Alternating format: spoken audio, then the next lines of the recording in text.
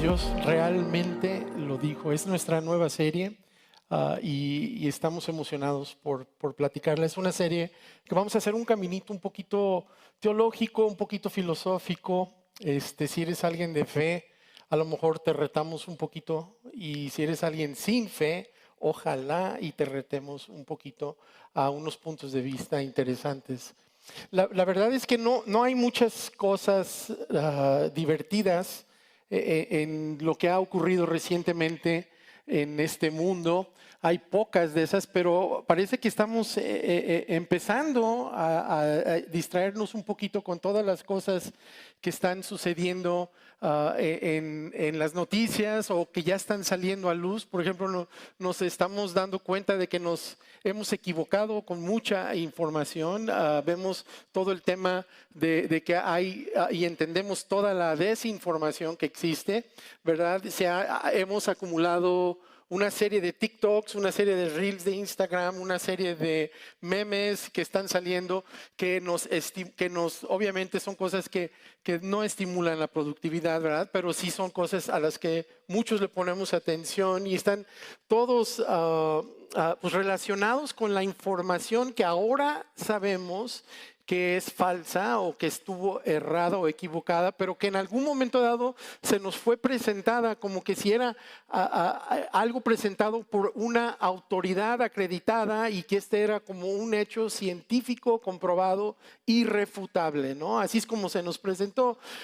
Pero todavía más divertido que todas estas cosas y todas estas teorías que vienen junto con pegado, teorías de conspiraciones, teorías de por qué nos dijeron esto cuando no era cierto, por qué nos hicieron hacer esto cuando no era tan necesario. Pero después de todas estas cosas derivadas y de todo esto que ha surgido en nuestros medios, nosotros todos tenemos a esa persona que conocemos, cada uno de ustedes y yo conocemos a la persona que es aquella de nuestras amigas o nuestros amigos o nuestros parientes que siempre se aferran a una teoría de estas, ¿no? Una teoría de que el mundo está siendo manejado y manipulado de cierta forma o de otra forma, ¿no? En mi caso, yo tengo un amigo que en la pandemia o después de haber pasado por el tema de la pandemia, se quedó como en modo pandemia, yo creo, y mi amigo lo que hace es, se la pasa, teoría, mensajito que le llega por Facebook, por Instagram, por TikTok o por WhatsApp, teoría que él acoge, la recoge y la convierte en parte de él. Y él se pasa el tiempo escuchando y leyendo todas las conspiraciones habidas y por haber que le llegan, ¿no? Y la verdad es que hemos tenido muchas conversaciones, él y yo, sobre estos temas, que son conversaciones pues interesantes, ¿verdad? Muy interesantes, pero pues no sé qué tan productivas son, ¿verdad? Porque están más basadas en información que en hechos. Entonces, no sé si tú has estado ahí en algún momento, si tú eres, a lo mejor tú eres ese amigo o a lo mejor tú eres esa amiga, ¿verdad? Que se la pasa viendo y leyendo teorías conspiracionales, pero si tú eres esa persona, o si no eres, o si eres alguien que tiene que escuchar a esa persona, te tengo unas buenas noticias el día de hoy. Ya sea que seas otra vez persona de fe o no de fe, esto aplica a ti, ¿verdad? Pero hoy, durante esta serie, precisamente de eso vamos a hablar. Vamos a hablar de cómo encontrar información fiable, información y respuestas a las preguntas más importantes de la vida.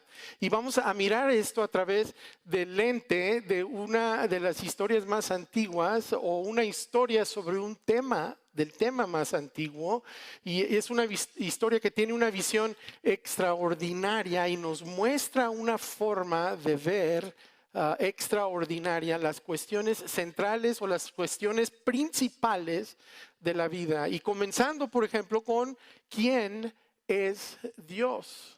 La pregunta de quién es Dios, la pregunta de quién soy yo. ¿Quién soy yo? O tal vez la pregunta de cuál es la mejor forma de vivir. Estas preguntas todas Son preguntas que impulsan a toda la cultura humana, la impulsan en términos de la religión, en términos de la filosofía, la educación, el arte y la literatura. Entonces son preguntas importantes y desgraciadamente el contestar estas preguntas se vuelve cada vez más y más difícil. ¿Por qué? Porque todos hemos sido víctimas de la desinformación, ¿verdad? Y algunos de ustedes, lamento decirlo desde este lugar, han sido mal informados por personas como yo, que estoy parado aquí, ¿verdad? Desde estos lugares, desde los púlpitos, desde las plataformas de algunos lugares, han sido desinformados o mal informados ustedes. Y si tú que estás a lo mejor viéndonos en línea o a lo mejor estás aquí el día de hoy, pero si tú eres una de esas personas, eres un escéptico, o a lo mejor hasta eres un poco de cínico, tienes un poco de cinicismo hacia lo que estamos hablando el día de hoy, déjame decirte que yo comparto tu cautela, comparto tu forma de acercarte a estos temas, porque sé la cantidad y el tipo de desinformación que ha salido hacia ustedes de parte de personas como yo. Lo que sí te quiero pedir es una cosa nada más. El día de hoy no quiero que suspendas tu cinicismo, no quiero que suspendas tu escepticismo. Lo que sí te quiero pedir es nada más métete de lleno a lo que vamos a decir. Date la chance de escuchar esto que vamos a hablar el día de hoy y sí piensa críticamente sobre lo que estamos diciendo y lo que vamos a decir. Entonces, con esto en mente, vamos comenzando a examinar la historia del relato de la creación en los capítulos del 1 al 3 del Génesis, del libro escrito titulado Génesis, porque esta es la historia de los orígenes del mundo y los orígenes de la humanidad, según descrito por el autor de Génesis. Y es la historia de Adán y Eva. Y pues cuando empezamos a hablar de la historia de Adán y Eva, la objeción común o la principal es hasta qué punto esta historia es fiable o hasta qué punto esta historia puede ser verdadera, ¿no? Y entendiendo la verdad que muchos en la sociedad occidental, pues por cierto, occidental y moderna, muchos de nosotros nos cuesta o les cuesta aceptarla como una historia, aún como historia, pero antes de que la descartes o antes de que la hagas a un lado, basándote a lo mejor en teorías científicas, teorías o a lo mejor hasta en razonamientos lógicos o progresistas, deja y que por cierto la terminan tachando como una historia de cuento de hadas, ¿no? Pero antes de esto, déjame decirte algo que te va a sorprender. Yo creo que esta podría ser la historia más verdadera jamás escrita. Ahora, antes de que te rías o antes de que digas, híjole, de seguro estás ahí sentado diciendo, a ver, ¿en serio? ¿En serio? ¿Sí te das cuenta que en esta historia hay una serpiente que habla? ¿Sí te das cuenta de eso? Y la verdad es que sí me doy cuenta de que hay una serpiente que habla en esta historia. Y más importante aún, estoy seguro que la gente del Antiguo Oriente también estaban conscientes de que las serpientes no hablan. Entonces, esa objeción, pues la vamos a juntar también con otras objeciones. Algunos consideran que el libro de Génesis es histórico, otros se sientan y dicen, no, es un libro metafórico, y otros lo consideran como un libro mitológico, ¿verdad? Pero les quiero hacer ver que pensar así es solo debatir sobre el género literario de este libro. Y la verdad, a mí el día de hoy ese debate no me gusta. Es un debate interesante. El día de hoy no lo vamos a hablar. De hecho, sí me gustan esos debates, pero hoy no voy a hablar de eso. Hoy de lo que yo quiero hablar es del significado de la historia, de qué significa la historia, porque después de todo el valor de una historia, el valor de una historia está en su significado y qué implica para tu vida o para nuestras vidas.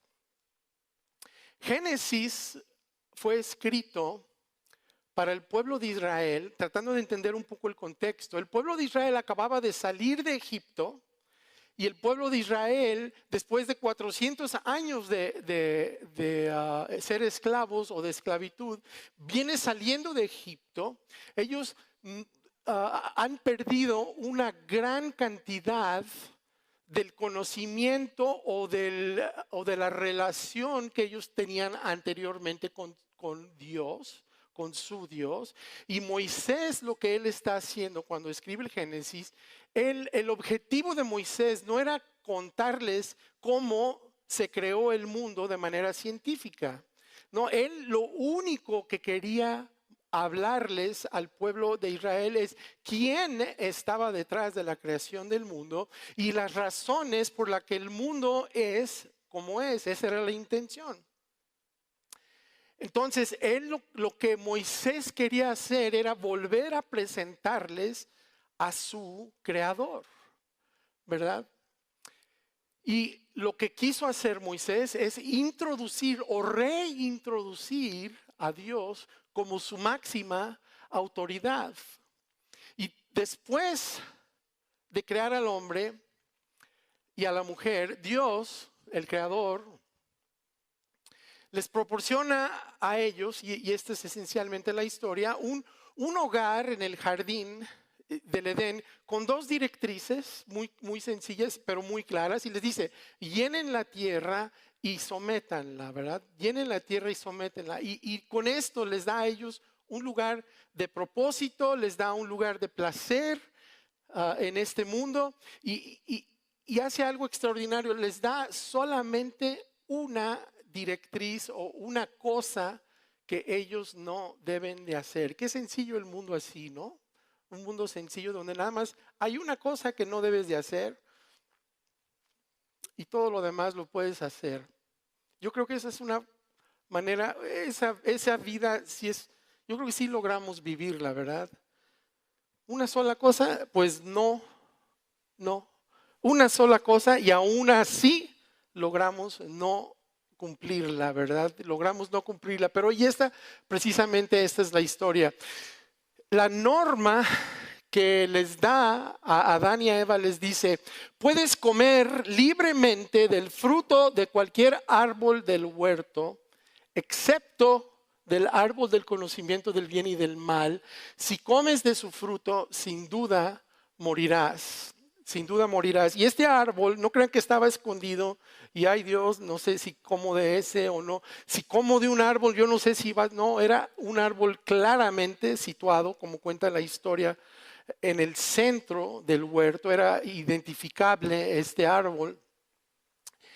Pero entonces, después de dar esta directriz, en el capítulo 3 de Génesis, entra un nuevo personaje en la historia y entra, como nos dice en el capítulo 3, dice: la serpiente era el más astuto de todos los animales salvajes que el Señor Dios había hecho. Ahora, la palabra astuto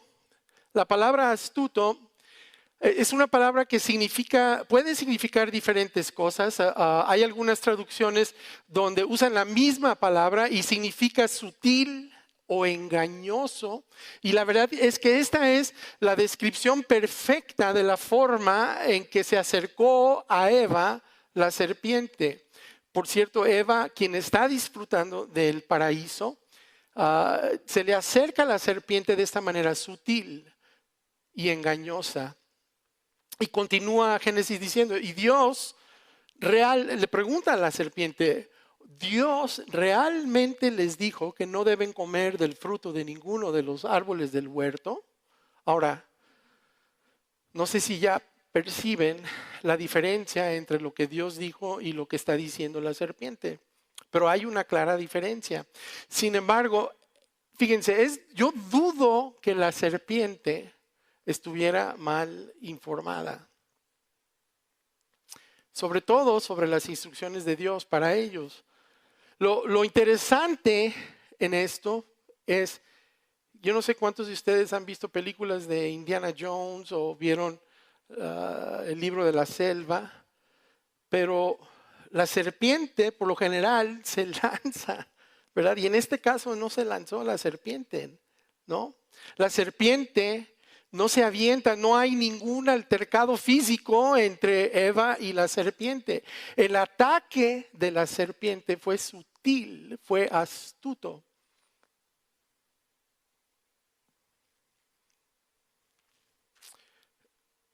Si lo notan, la serpiente ataca a Eva con una idea, con una simple idea.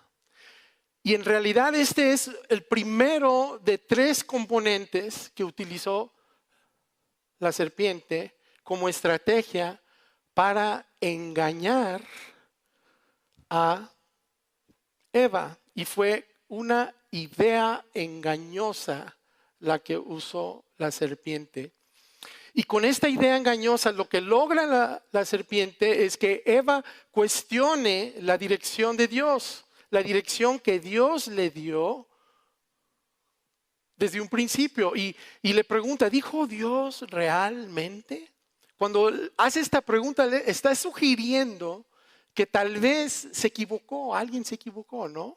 O que tal vez Dios se había equivocado. O que tal vez había malentendido la serpiente. O que la serpiente no estaba segura. Pero Eva le responde, le dice, no, eso no.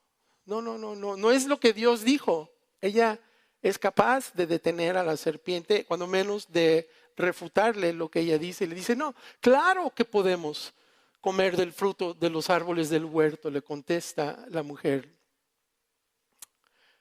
Y continúa y le dice, es solo del fruto del árbol que está en medio del huerto del que no se nos permite comer. Y dice algo interesante, Eva dice, Dios dijo, no deben comerlo, ni siquiera tocarlo. Si lo hacen, morirán. Y aquí lo interesante es el efecto que ya está teniendo la serpiente sobre Eva.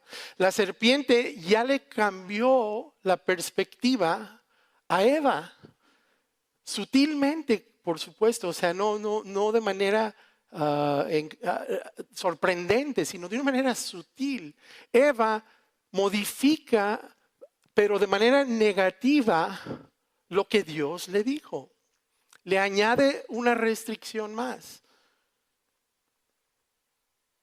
Y esto lo que hace es que evidencia un punto de vista con progresión hacia lo negativo, hacia Dios de parte de Eva. Y sobre todo, cuando menos en la forma en que ve las instrucciones de Dios. Porque Dios nunca le dijo, no puedes tocar el fruto.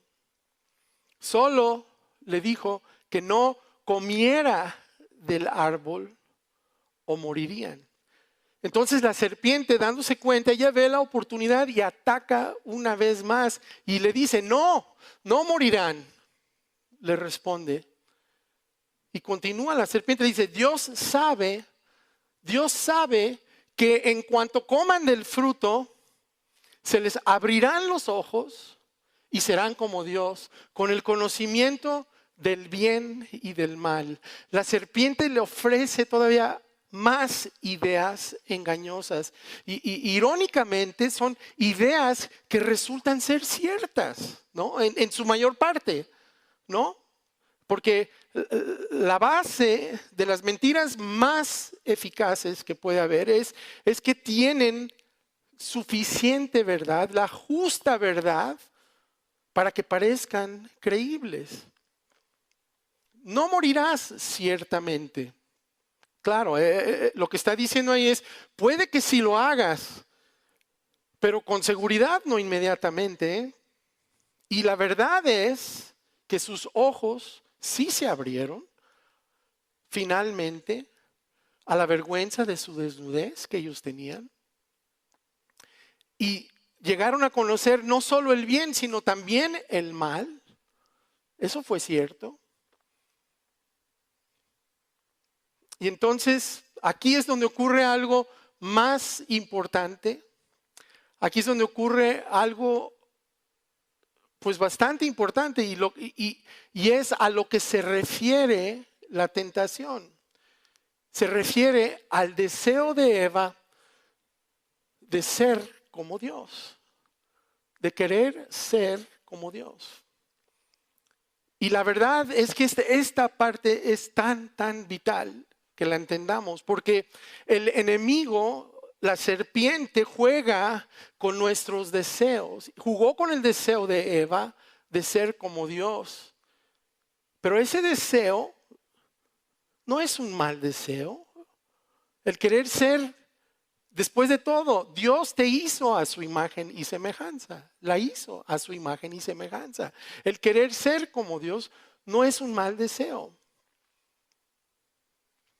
Pero hay que recordar que es importante saber que el enemigo no tiene la capacidad de crear, no tiene el poder de creación, pero sí tiene el poder de distorsionar, el de la distorsión. Y las ideas engañosas, que son ideas engañosas sentadas con los deseos distorsionados, ese sí es algo que tenemos que tomar nota y tratar de entender. Todos tenemos deseos que fueron dados a nosotros por Dios. Deseos de conocer y ser conocidos, deseos de tener un propósito, deseos de progresar, deseos de vivir aventura, deseos de tener intimidad. Pero el enemigo llega y ataca mediante la distorsión de estos deseos. Cuando nos planta una idea de cómo podemos satisfacer estos deseos, pero de una manera ilegítima. Un deseo legítimo satisfecho de un modo ilegítimo. Y un ejemplo de cómo funciona su distorsión del deseo de la intimidad. Yo no sé si ustedes hayan visto este programa, pero hay un programa en la televisión de nuestro país vecino, de Estados Unidos, que se llama The Bachelor. Este programa es el soltero o el solterón, no sé cómo lo quieran traducir. Pero es un programa donde un hombre o una persona durante una temporada sale de novio o se junta o trata de conocer a 50 mujeres al mismo tiempo, ¿no? Y se supone que después de X tiempo, al final de la temporada, encuentra a su prometida, a la prometida de su vida. Y la verdad es que al final, pues sí, terminan ellos con su pareja, con una pareja, pero el récord o la estadística de estos matrimonios, de este programa en particular, híjole, es horrendo, es horrible. Si el nuestro anda en el 50%, no sé el dato, pero creo que anda en el 10%, una cosa así. Pero es horrible cómo está distorsionada la búsqueda del amor y la intimidad por este programa. Y como que si eso no fuera poco, también a estos candidatos, a todos los que salen de este programa, hay otro programa que se llama El Paraíso, donde pueden ellos como que graduarse e ir a ese programa a hacer otro intento.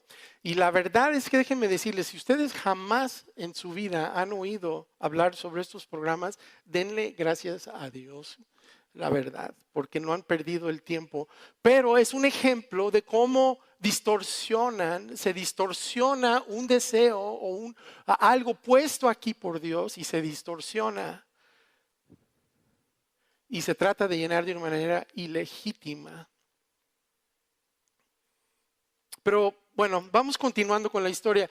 La mujer quedó convencida, vio que el árbol era hermoso y su fruto parecía delicioso y quiso la sabiduría que le daría, Así que tomó del fruto y lo comió. Eva vio algo que en apariencia parecía bueno, era agradable a la vista y deseable de una forma u otra, y en cuanto obviamente a lo que ella ganaría si comía del árbol. Y entonces mordió el anzuelo y comió del árbol. Y luego le da un poco al hombre y él también lo hace. Y con esto la estrategia del enemigo queda completa, porque sus ideas engañosas jugaron y lograron distorsionar los deseos de Eva, y lo que condujo a la tercera parte, que es un comportamiento destructivo.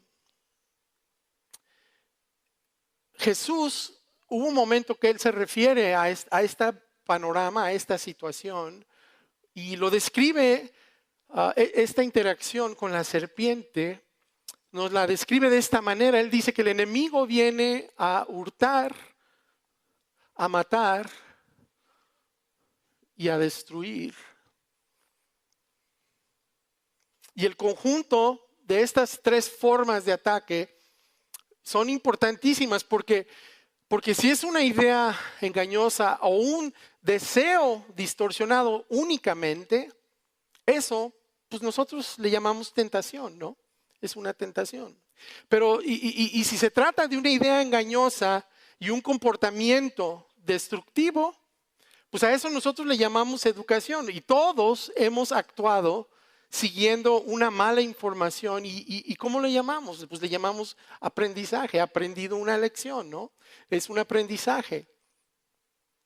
Pero un deseo, o también un deseo distorsionado junto con un comportamiento destructivo, juntos, pues es como un instinto, ¿no? La verdad es que esto podemos decir que es una compulsión, básicamente. Tú estabas actuando por un deseo dentro de ti. Y ahora, como actuaste sobre tu deseo y tuviste un comportamiento destructivo, ahora sabes que eso no lo puedes hacer. Aprendiste y ahora dices, ¿sabes qué? Híjole, yo tengo que poner límites a las cosas que hago, ¿no? Y necesito hacer ajustes.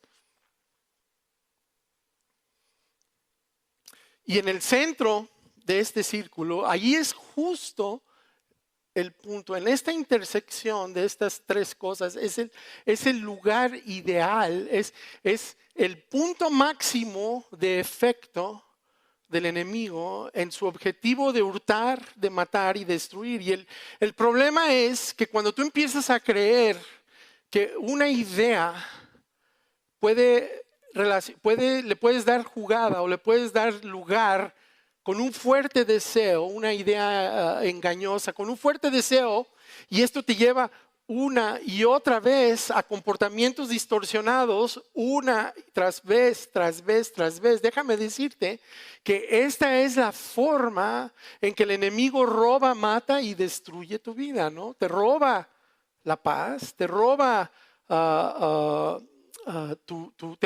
mata tus deseos, mata tu querer vivir, tu significado y propósito en la vida, lo mata.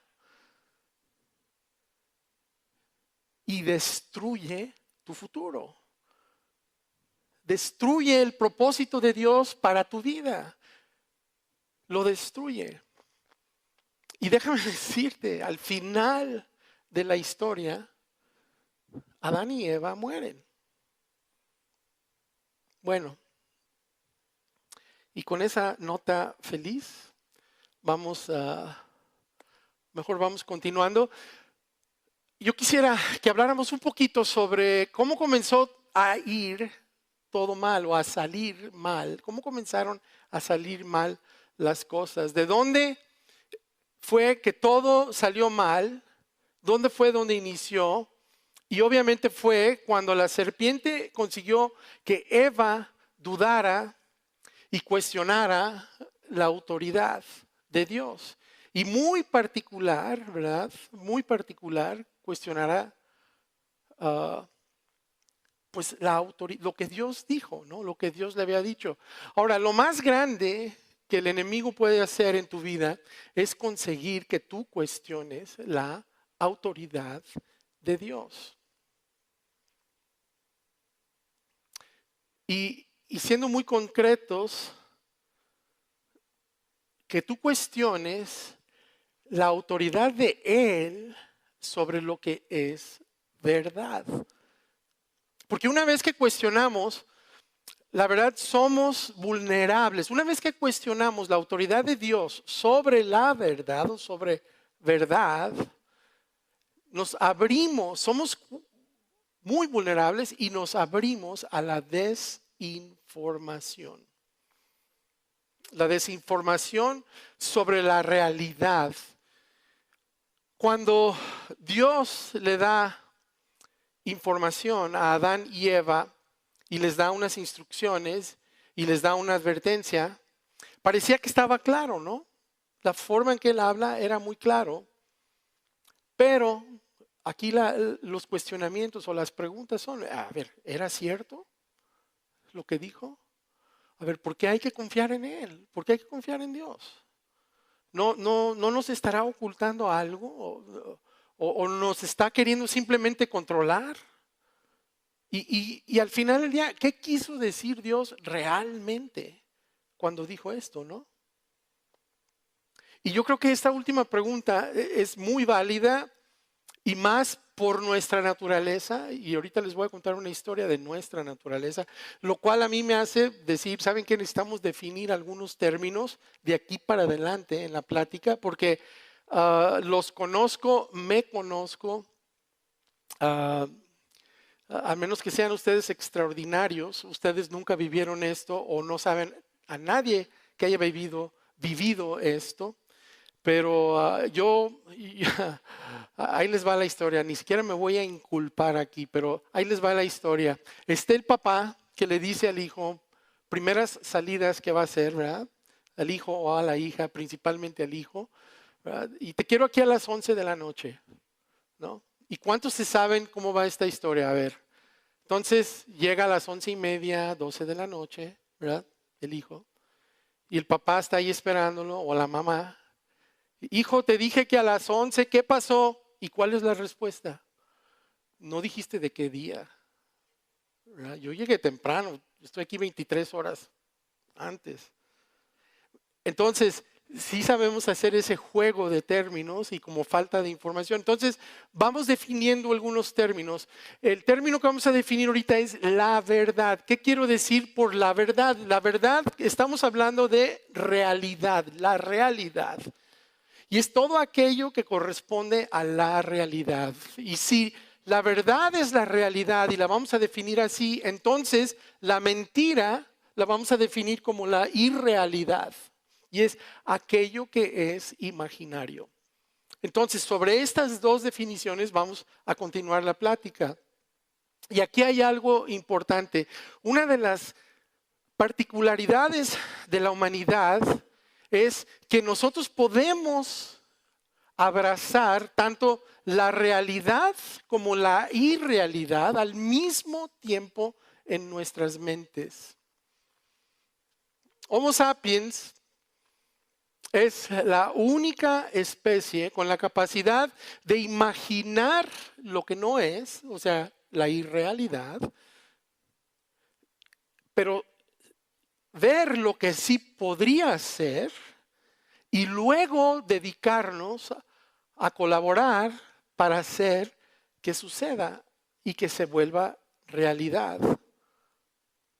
Hace menos de 120 años, y les voy a comprobar lo que acabo de decir, que para ustedes que son ingenieros, arquitectos, me entienden perfectamente bien, pero para el bien de los demás que pudieran haber no entendido, les voy a dar el ejemplo. Hace 120 años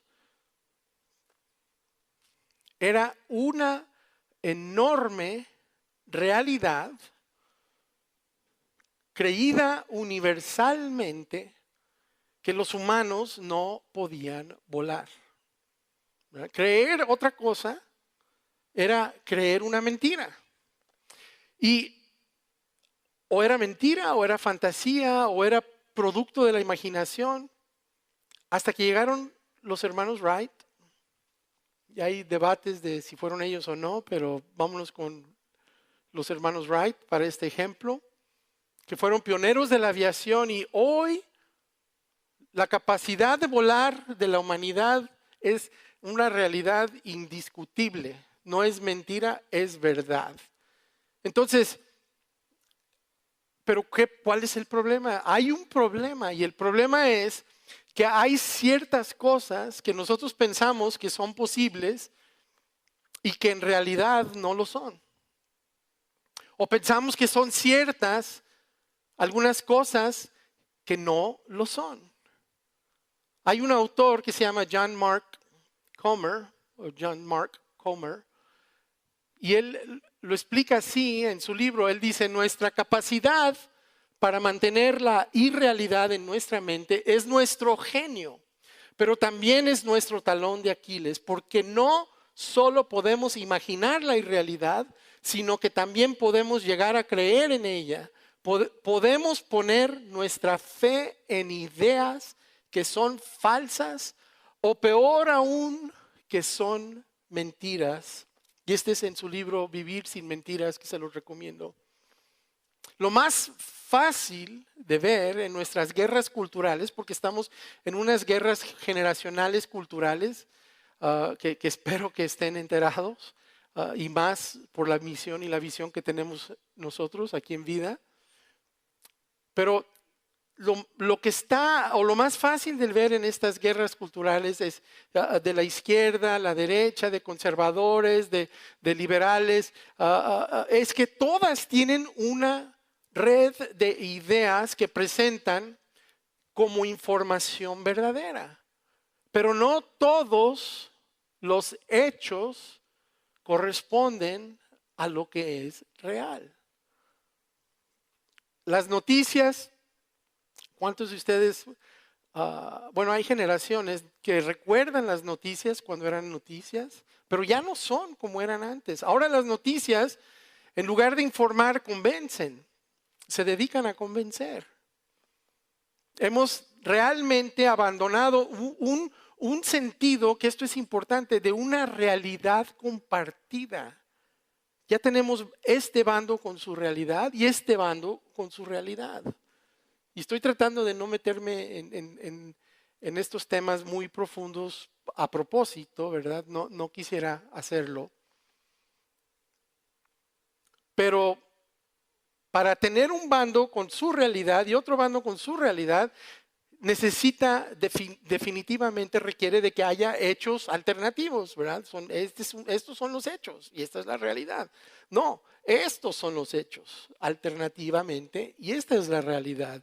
Y la verdad es que estos hechos alternativos los agarramos y los ajustamos a nuestras lealtades o sociales o lealtades políticas. Y entonces, la mayor amenaza para nuestra sociedad es literalmente el ataque sobre esa base o un sentimiento que nosotros pudiéramos tener compartido entre todos, de una confianza en una base común de hechos. Entonces, esto lo que hace es que las puertas que contienen a la desinformación se rompen y se abren y entra todo tipo de desinformación a nuestra vida. Y la realidad es que en la raíz de toda la desinformación está la búsqueda del poder y del control. En 1951, Hannah Arendt publicó un libro titulado Orígenes del totalitarismo. Orígenes del totalitarismo. Y este libro habla sobre cómo empezó el régimen nazi y el totalitarismo en general. Y ella hace esta declaración, dice, el sujeto ideal del régimen totalitario no es el nazi convencido ni el comunista convencido, sino personas para las que ya no existe la distinción entre realidad y ficción. Es decir, la realidad de la experiencia. Tampoco existe ni la distinción entre verdadero y falso, es decir, las normas del pensamiento. 70 años después de los eventos que ella describe, esto suena más o menos como un comentario de acontecimientos de otro siglo, ¿no? Ya esto se oye raro, ¿no? Y más, y no tanto, y no se oye tanto, ¿no? Como una descripción de nuestro momento cultural.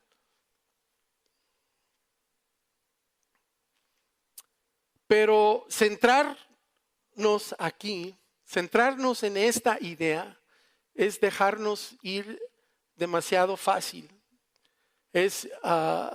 No es adentrarnos a lo que deberíamos de adentrarnos. Entonces, el interés mío no está en quién controla la desinformación, tampoco en las guerras sociales o culturales.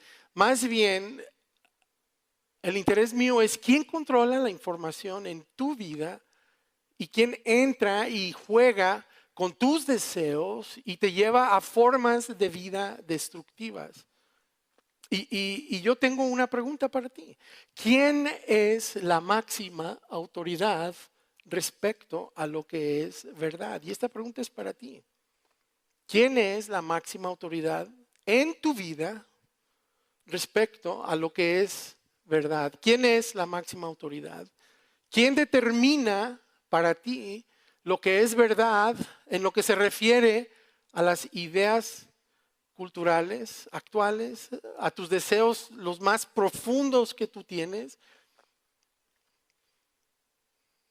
y a ayudar o a determinar cuál es la mejor manera de vivir? ¿Quién lo determina? Porque déjame decirte, el enemigo trata de sembrar en tu mente ideas que corresponden y que responden a deseos distorsionados.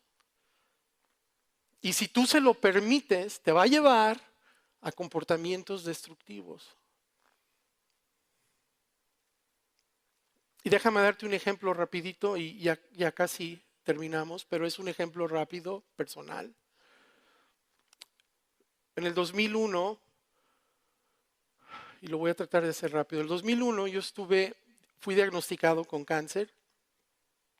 Yo tenía un rato, unos meses, de estar enfocado en los negocios. Yo había hecho a Dios a un lado, sin querer, ¿verdad? No me senté donde y dije, voy a hacer a Dios a un lado. Simplemente por meterme tanto en los negocios, desperté un día, o me despertó la vida, ¿verdad? Cáncer tiende a despertar a la gente. Me despertó la vida y me di cuenta, caray, yo no he estado en contacto con Dios, yo he estado metido en los negocios. Caray. Y yo no sentía que yo merecía pedirle a Dios que me ayudara en esa situación. Literalmente ese sentimiento tenía, que yo no merecía pedirle, porque, qué casualidad, te iba mal, te iba bien, tú ocupas a Dios. Te va mal, ahora sí lo ocupas.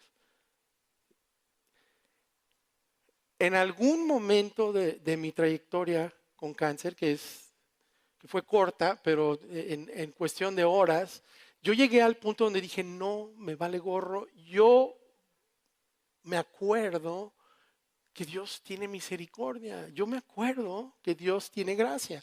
Y me animé y me hinqué y le pedí. Y no les voy a contar toda la historia, pero tuve un evento físicamente sensacional, ¿verdad?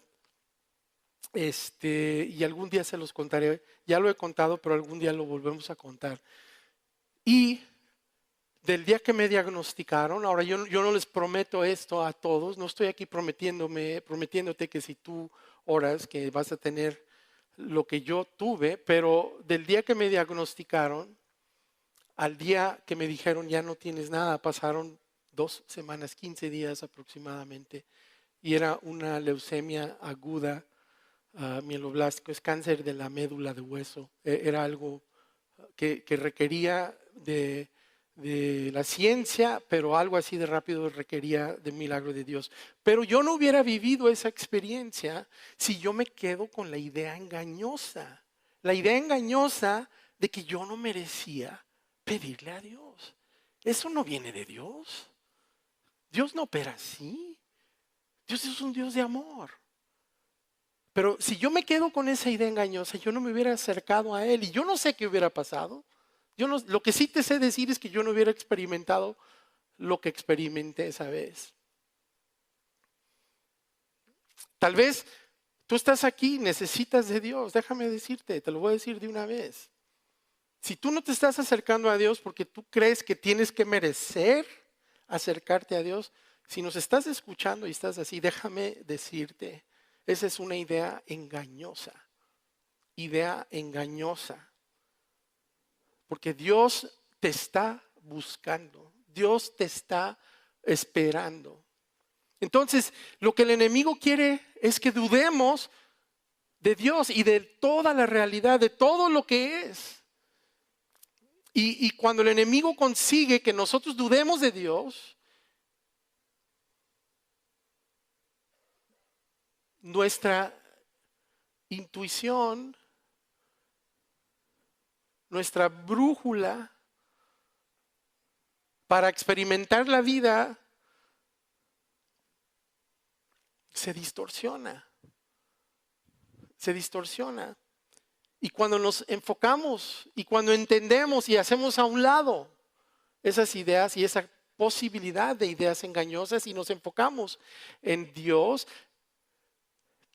Él nos lleva a lo que Él quiere llevarnos, que es la vida plena. Él quiere llevarnos a vida plena, vida abundante. El enemigo te va a decir, tú no necesitas a Dios para eso.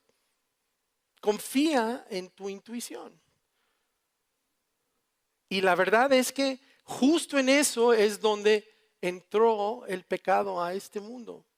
Hay un teólogo del siglo XVI que se llama Ignacio de Loyola y él definió el pecado de esta forma. Él dice, el pecado es la falta de voluntad para confiar en que lo que Dios quiere para mí es solo mi felicidad más profunda. Lo interesante es que el significado de los nombres de Adán y Eva es el siguiente. Adán esencialmente significa humano y Eva significa vida.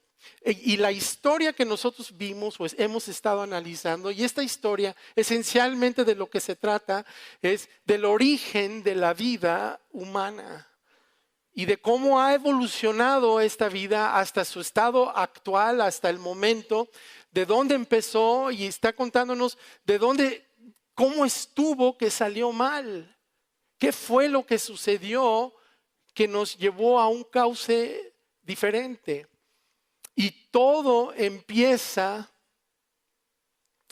y tiene su origen en la lucha por el poder y el control sobre tu vida, tu vida. Entonces mi pregunta es, ¿quién es Dios? ¿Quién es Dios? Y la respuesta a esta pregunta lo que va a hacer es, va a determinar nuestras respuestas a todas las demás preguntas importantes de tu existencia y de la mía. Pero déjame hacerla más personal. ¿Quién es tu Dios? Porque nuestro deseo de ser como Dios se ha distorsionado al final del día en un deseo de ser Dios. Ahora, a lo mejor no el Dios, ¿verdad? O hay algunos en este mundo, pocos, pero que sí tienen ese deseo. Pero tú y yo a lo mejor no tenemos deseo de ser el Dios. Si han visto la película, en qué broncas nos metemos, ¿verdad? Cuando somos Dios, cuando nos dan esa oportunidad. Que coincidentemente el mayor de los problemas fue cuando se puso a contestarle a todas sus oraciones como las pedían. No sé si vieron la película, pero en cuanto empieza a contestarles a todas sus oraciones es cuando el mundo se descompone, ¿verdad? Pero a lo mejor tú no quieres ser ese Dios, yo no quiero ser ese Dios, pero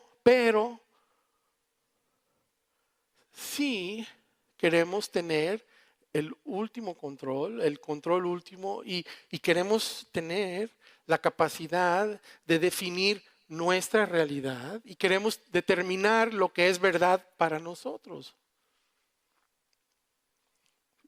Como dice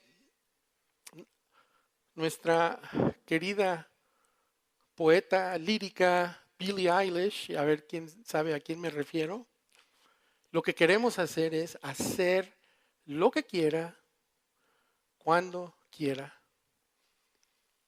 Entonces, ¿quién es el Dios de tu vida? ¿Quién es tu máxima autoridad? Y tú te debes a ti mismo hacer y responder estas preguntas y a responderlas con sinceridad. O sea, ¿quién es tu Dios? Ahora, ¿eres tú tu Dios? ¿Tú eres tu máxima autoridad? ¿O es la lógica, la razón? Y si es así, la lógica o la razón, ¿de quién? ¿La tuya? ¿La de quién? ¿O quién es tu Dios? ¿Son tus sentimientos tu Dios? ¿O es la ciencia? ¿O a lo mejor es el azar? ¿Quién es la máxima autoridad? ¿En quién estás tú confiando? ¿O en quién confías tú cuando se trata de tu felicidad, de tu esperanza, de tu paz, de tu seguridad, de tu sexualidad, de tu dinero, de tus negocios? ¿Quién es tu Dios día a día, momento a momento, decisión a decisión? ¿Quién es realmente tu Dios? Si tú eres alguien de fe, necesitas preguntarte esto de una manera profunda, porque yo sé que a lo mejor tú dices quién es tu Dios, pero ¿realmente es tu Dios? ¿Realmente? Si le preguntamos a tus vecinos, a tus familiares, ¿ellos van a estar de acuerdo que Dios es tu Dios? Si no eres de fe, déjame decirte, tienes un Dios. La pregunta es, ¿quién es tu Dios? Voy a hacer una oración. Padre, en este día,